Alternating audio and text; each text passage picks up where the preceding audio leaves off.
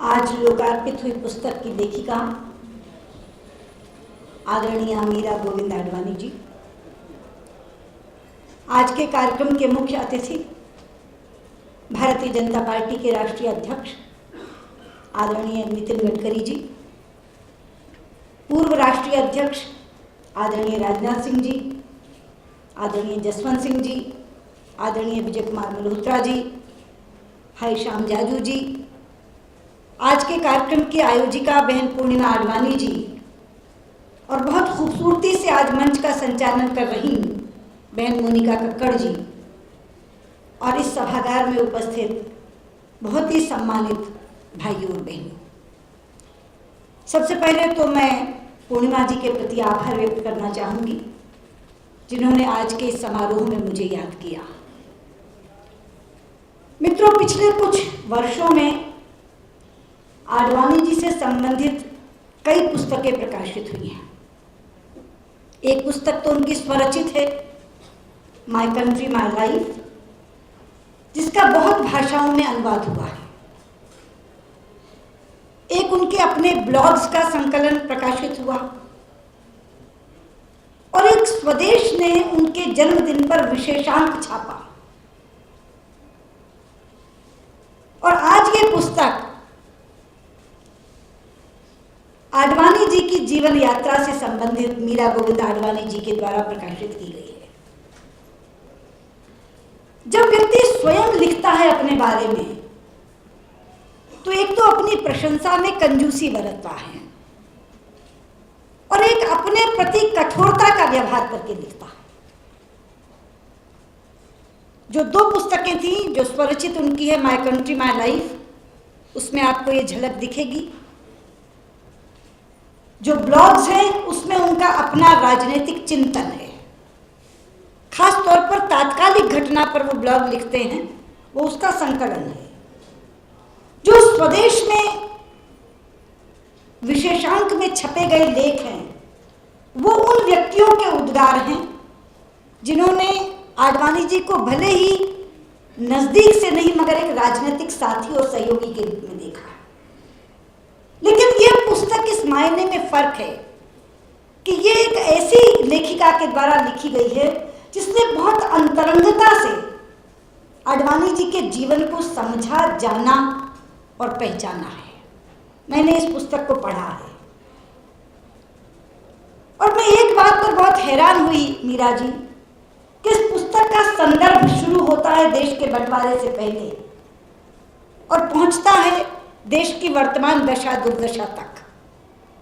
इसीलिए इस पुस्तक में विभाजन के समय की पीड़ा भी है और आज भ्रष्टाचार और आतंकवाद के प्रति आक्रोश भी है। लेकिन इतने बड़े फलक को इतनी छोटी पुस्तक में आप कैसे समेट पाए? गागर में सागर भरा है मीरा जी ने, एक भी घटना छूटी नहीं है, लेकिन किसी का अकारण विस्तार भी नहीं किया है। हर बिंदु को स्पर्श किया है उन्होंने।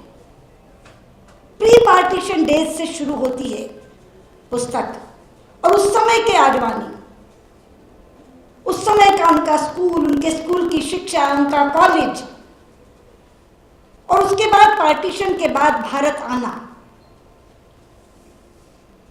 और किस तरह से उन्होंने सिंध को विदा कहा, अलविदा कहा। बिडिंग एड्यू टू सिंध द्रवित करने वाली घटना है। लेकिन मैं एक बात यहां स्वीकार करना चाहूंगी कि उनकी अपनी किताब से भी या इतने दिनों के उनके परिचय के बाद भी बहुत सी बातें ऐसी हैं मीरा जी जो हमको पहली बार इस पुस्तक में देखने को मिली।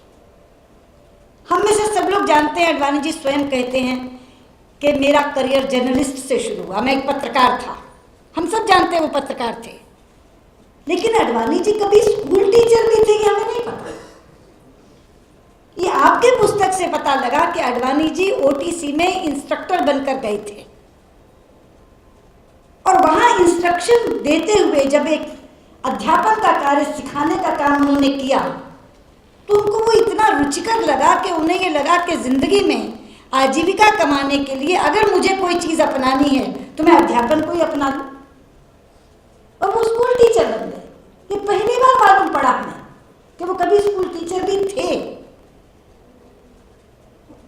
फिर पार्टीशन हो गया, उन्हें सिंध को अलविदा कहकर यहाँ आना पड़ा।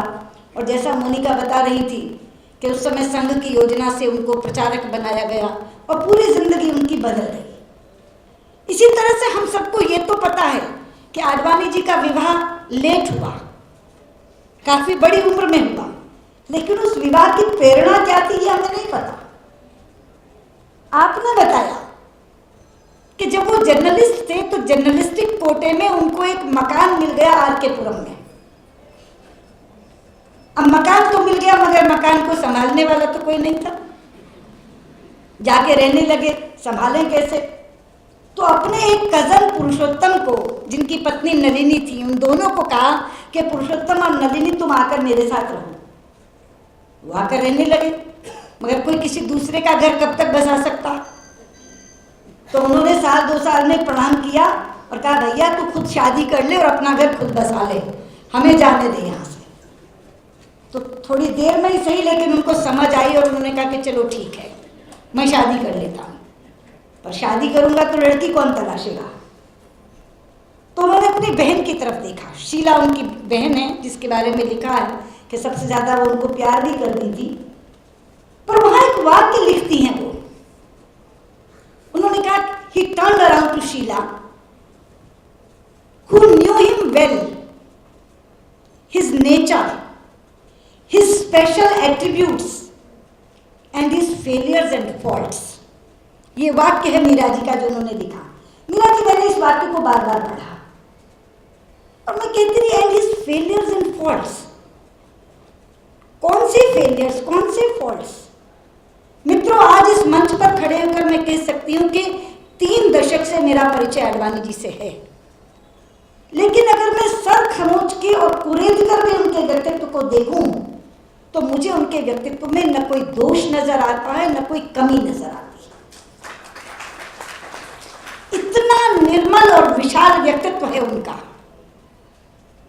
कि एक वटवृक्ष की तरह हजारों हजार कार्यकर्ताओं ने संरक्षण प्राप्त किया है उनके नीचे, लेकिन उनके साथ काम करते हुए केवल और केवल श्रद्धा का भाव उपजता है।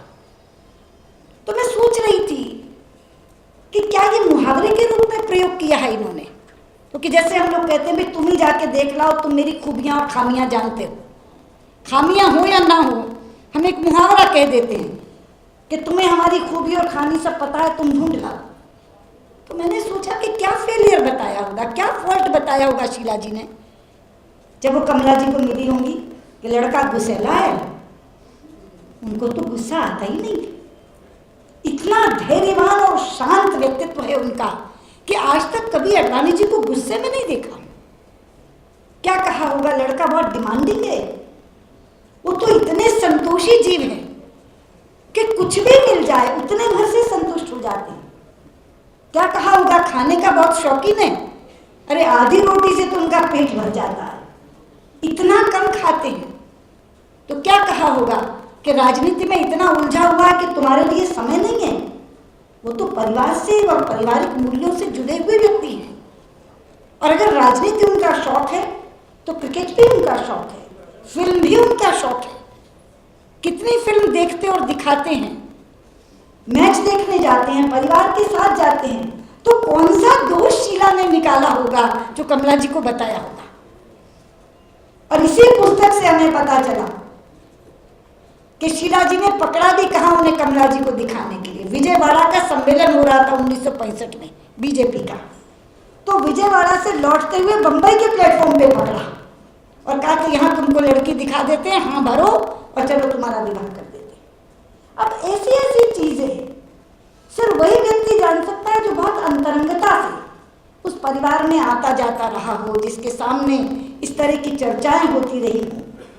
ऐसे अनेक प्रकरण हैं इस पुस्तक में, अनेक प्रकरण हैं जिनको देख करके लगता है कि 3 दशकों से उन्हें जानने के बाद भी शायद ये चीजें अछूती थी हमारे लिए, हमें नहीं मालूम था।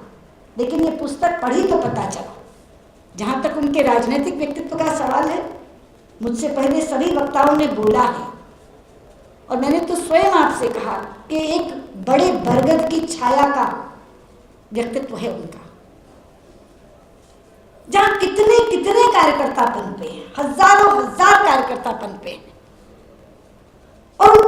संरक्षण दिया है उन्होंने, ग्रूम किया है उन्होंने, बड़ा किया है उन्होंने, क्योंकि शायद वो इस चीज को मानते हैं कि अपने से नीचे वाले व्यक्ति को अगर बड़ा करो तो अपना कद स्वयं बड़ा हो जाता है।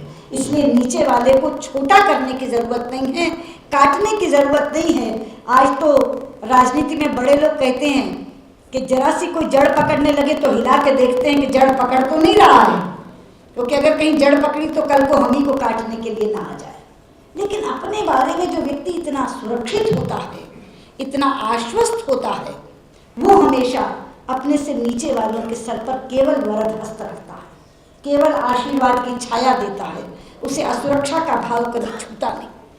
हम लोग बहुत सौभाग्यशाली हैं मित्रों, बहुत भाग्यवान हैं कि हमें अटल जी आडवाणी जी जैसे दिग्गज पुरुषों के साथ काम करने का मौका मिला। ऐसा निष्कलंक चरित्र कहाँ राजनीति में मिलता है देखने को, लेकिन वर्षों बरस तक उनके साथ काम किया, बहुत कुछ उनके बारे में जाना समझा।